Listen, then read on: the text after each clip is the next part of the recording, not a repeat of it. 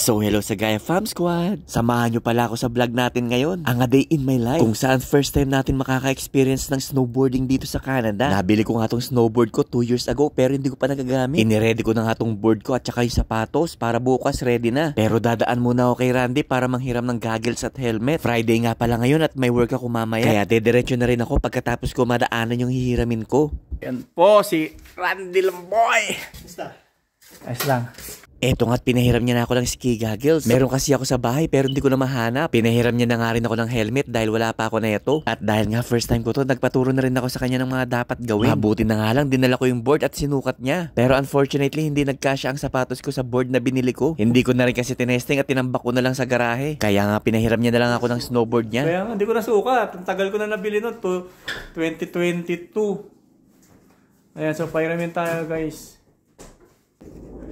So 9 pala dapat. Feeling ko makakasya, no? Mas mahaba yung lock mo. Ayun guys, medyo mas feeling ko kakasya. Yun. Puro snow, no? Yun, pwede na. Sa susunod, sana makasama kayo ulit. Kaya nga, gusto ko sumama eh. Guys, sorry, hindi na tayo. Paano ba yan? Gagano ka? Okay, thank you. Bukas, oh. The next day. So on the way na ako guys. Balitaan ko kayo later. Maaga nga rin ako gumising at medyo kulang pa sa tulog dahil nga galing pa ako sa trabaho. Pero syempre dahil excited ka, hindi mo maramdaman yung antok.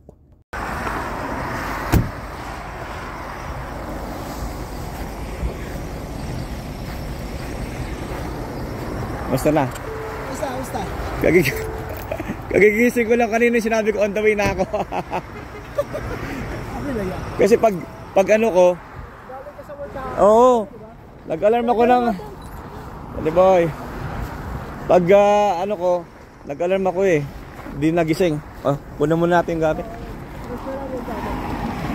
Dito nga ang meeting place namin sa may Petro Canada along Highway 1. Dito nga lang namin iiwan ang mga sasakyan namin at magka-carpool na lang kami. Isang way na rin to para makatipid ka sa gas, entrance sa van at sa parking area. At dahil nga maaga kami, medyo madilim pa ang daan. From here kasi 1.5 hour pa from Sunshine Village. Maganda na rin na mauna ka sa parking at 9 AM ang bukas nila. Dahil nga kapag late ka na at puno na ang parking, medyo malayo na ang lalakarin mo. At dahil nga maliwanag na, nakita pa namin ang sunrise dito sa Banff. Ang ganda talaga ng mga view ng mga mountains dito sa Banff National Park. At nung makarating na nga kami ay hindi pa puno ang parking area. Kaya nagsimula na kami magbihis.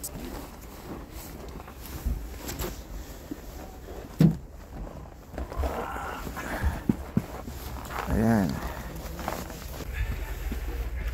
Ayan, nagre-ready na po tayo. Ang daming naka-sticker sa iyo nakasabit. Lahat ng ano namin, iniipon ko. Oo. Lift ticket. Ayos Maganda nga ang weather ngayon kaya maswerte at di sobrang lamig. Nakapila na nga kami at sasakay na kami ng gondola.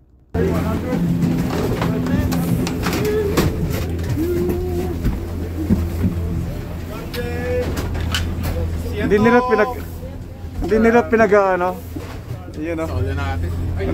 Solo lang natin. Hindi, may kasama tayo. Ayun. Medyo mahaba-haba nga rin ang biyahe pataas. Kaya marami ka pang time mag-pictures at mag-video o makipagkwentuhan sa mga kasama mo. Hindi ko nga naurasan yung pag-akit namin pero ang hula ko is between 20 to 25 minutes. Hindi ka nga maiinip at talagang napakaganda ng scenery. At nung makarating na nga kami, pumunta na muna kami dito sa tent para iwan yung mga pagkain. At pagkatapos nga, pumunta na kami dito sa may magic carpet. Dito kasi nagpa-practice yung mga beginners. Tinulungan na nga ako ni paring Elmin dito sa pagsuot at pag-lock ng sapatos. Eto na nga at excited na ako at kinakabahan. Ayan na guys, first time po natin gagawin mag-snowboard.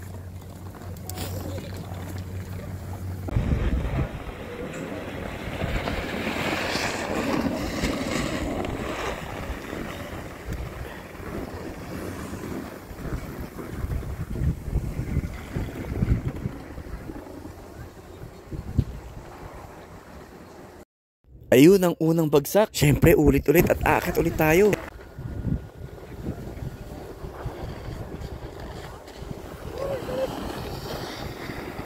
Break!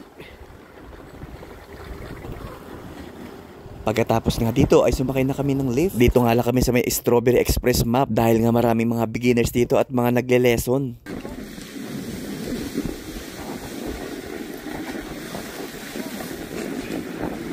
Di pa nagsisimula, syempre bagsak agad tayo. Pero ayos lang, ganun talaga. Keep going and move forward lang. Parang sa love lang yan, kapag iniwan ka ng ex mo, move on. Charis.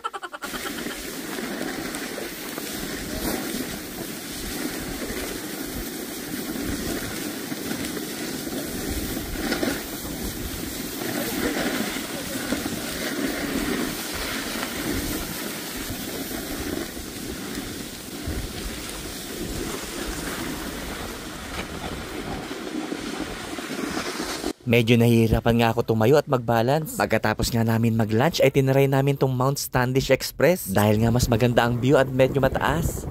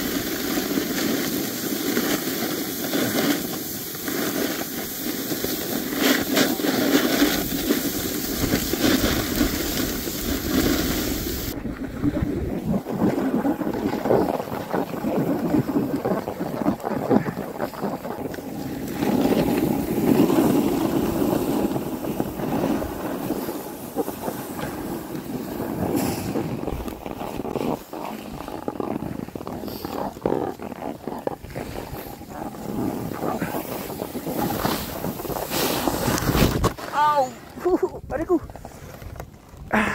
Ouch. Lapit na.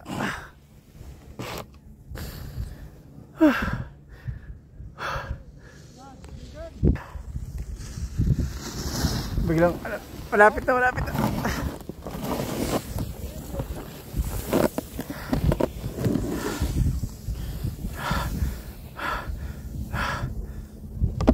Ay ko.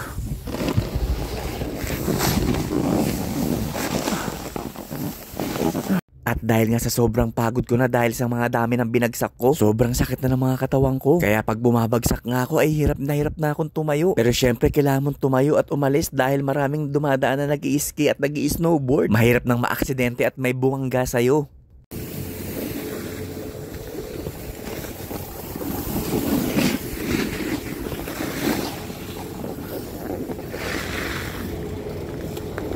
Yay! Nakasurvive ako! Nakasurvive! Lala! Nakaikot ka nung na! So yun nga guys, sinulit namin yung run hanggang sa mag-close sila. Yan guys, pauwi na po kami. First time mag snowboard. Grabe yung katawan. Parang ano, dinahatil ng ilang beses. Sakit! Mamaya sigurado na ito, hindi ako makakatayo. Pasa-pasa. Sarap. Masaya siya na ano na nakakapagod. Sakit ng katawan sa una.